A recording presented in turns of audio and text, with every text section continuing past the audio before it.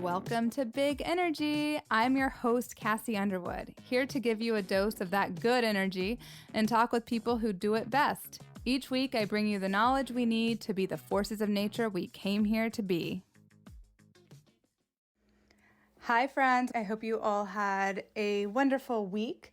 I am finishing up single momming for 2 weeks in a row. Obviously, it's all wonderful and it's also really intense. So I feel kind of like I'm walking out of a tornado right now. Single moms, especially those who are not co-parenting. Oh my God, you are a fucking rock star. You're incredible. My prayer for you, we need to call in the Lord for this, because my prayer for you is that you are just surrounded by so much love and support and people who really, really deeply get the things that you just don't even have the energy to explain about what it means to be a single parent. If you know, you know. So anyway, God bless the single parents. I'm with you. So I want to talk to you about something that's really changed my life. We're going to talk about decluttering. The reason I want to talk to you about decluttering is because it's the thing I've done at the onset of every major transformation since I was in my early 30s. I want to talk to you about some things that I learned about it and how I did it. First of all, the reason that you would do a decluttering, other than just because you're sick of being surrounded by a bunch of old shit or stuff that you haven't looked through in years, is because you're making room for the new. So it's really good for manifesting. You're making space for something that didn't exist before. In order to make room for the new, you must release the old. And that includes the old energies that kind of haunt us in all of our objects and our clothes and stuff like that. Like, I believe that there are energies that exist and memories that exist in all of our objects. And I'm going to be sharing some of those sexy, sexy memories today. You know now why you're doing it. You're doing it to make room for the new. And I will sometimes be intentional about what new I want to create for myself. When I was beginning this process, I knew that I wanted to change my finances. I knew that I wanted to become more abundant, have more opportunities in my life, move to a higher level. I felt like stuck, and my book was about to come out. So it was really like in preparation for this book. I did not know that it was actually preparing me for something entirely new. I had not started offering people to work with me one-on-one yet. It was the furthest thing from my mind to have the Maverick Woman, which I have now, and to be taking trips around the world. I never even thought that this was going to be part of my life. I was just literally decluttering my apartment. And I was in graduate school at Harvard Divinity, and I just was like, I need to create a new foundation for this book to come out. And little did I know that I was creating a new foundation for my entire life by decluttering my space. So the first thing that I wanted to talk to you about is presencing yourself to the fact that you are about to go through a big undertaking.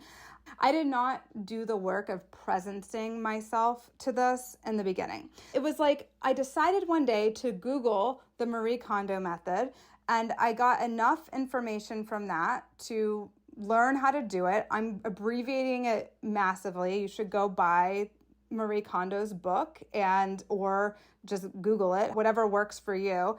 I began taking clothes out of my closet and pulling books off of my shelf, holding them, breathing, feeling them, and saying, does this spark joy? If it did, I would put it in one pile, and if it didn't, I would put it in another pile.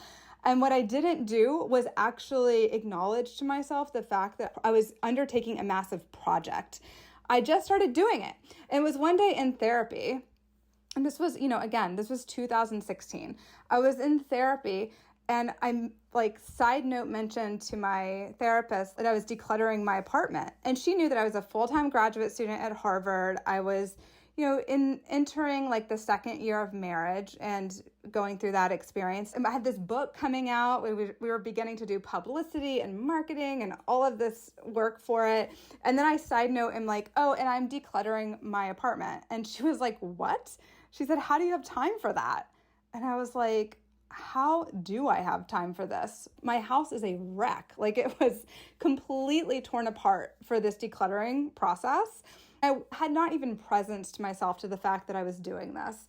So the first thing I want you to do, if you're going to do a decluttering, is to present yourself to the fact that A, you're going through a big project. This is a massive undertaking and it's totally worth it, but you need to understand that you're doing something that is going to take your attention. It's not going to take you an afternoon. I treated it as if I was clearing out a drawer and I was literally decluttering my entire world.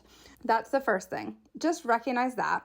Mine took me a couple of months. And if you go through the Marie Kondo method, she suggests that you start, I believe it is with clothes. So you do all your clothes and then you move through the rest of your objects. She has a very specific outline for it. She's the expert. I'm here to tell you what I've learned and the results of having done it. So presenting myself was very important.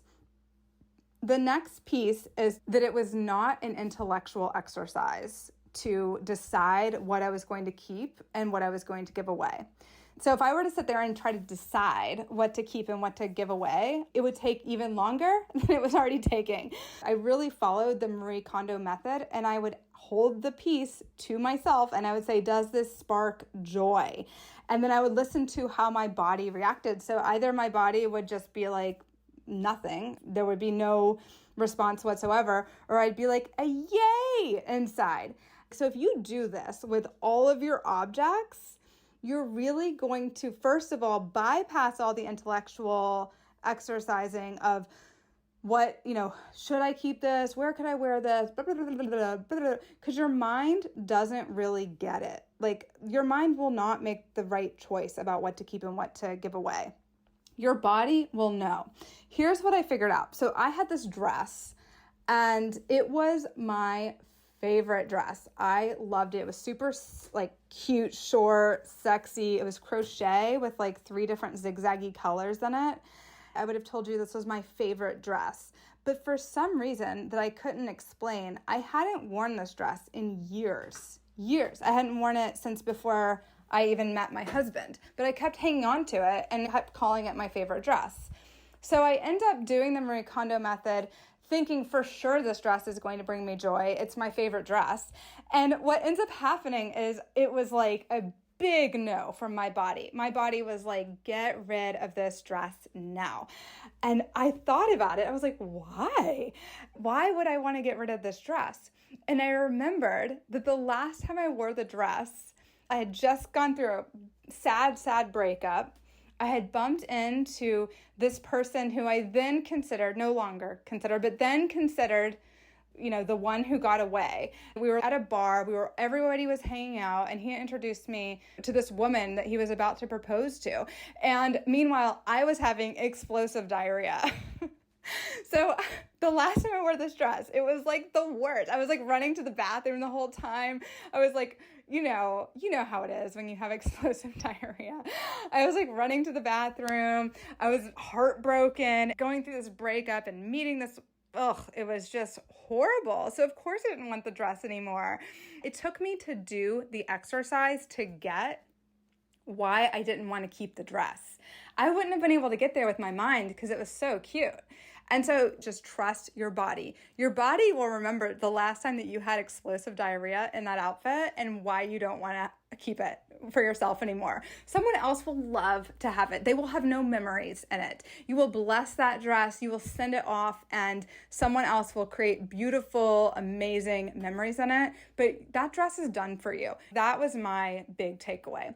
So I really trusted the process. And I did the same for books. There were some books that I just had a weird memory. It might have been a book that I've been intending to read for ages, but the way that the book came into my life, there was just something about it that I was never going to read the book in that form. But after I gave the paperback away, I get the book on Kindle and I read it, no problem. But it's just really listening to your body. You're training your body to detect joy. You're training yourself to recognize, is this joyful for me? So we go around life and we kind of tolerate and accept shit that we don't really like it. We're not really crazy about this thing. The first time I did it, I was literally just left with Everything was either soft, sequins, fake leather, or jean. And now I'm going through this like weird floral stage. I met this woman in the bank the other day and we were like, oh my God, we both dress like grandmothers now. Or sometimes I like to do business up top and slutty down below, anybody? So in conclusion, this process of decluttering, totally worth it, totally revealing in the best way. You will discover new elements of yourself, and you will also attract and manifest new experiences, new opportunities, new people, and new furniture and new clothes into your life. So if you train yourself to detect joy by over and over again holding every object that you own and releasing it if it doesn't bring you joy, you're really getting like, does this just feel good, or does it give me an orgasm? Is it joy, or is it just like, oh, this is fine? And I want to be mainly surrounded by that which brings me joy. Yeah, there are a few things that don't bring me joy that I've chosen to keep because you're a free agent. You can do whatever the fuck you want. But I'm by and large surrounded by things that inspire me, that bring me joy. And whenever I get to a place where I realize that I'm not, or that it feels stale, or that for some reason it's just time to expand to the next stage of my incarnation or whatever it is on this planet, I look around and I'm like, do I need to declutter? Because my surroundings will tell me a lot about what I'm available for, and it will tell me a lot about what I'm thinking.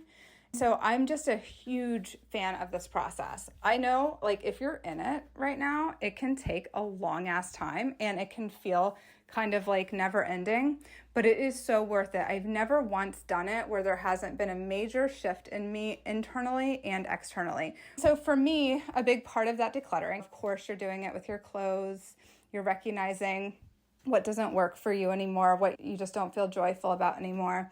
But you also have this opportunity to really rearrange your space. If you really declutter, and in the process, you're also rearranging your space, there's so much valuing yourself that goes into that. There's so much that you're telling yourself about what you believe that you're worthy of and what you're making yourself available for. Every cell in your body will feel different as you move through your space. You're just going to find so much enjoyment in being in your own home.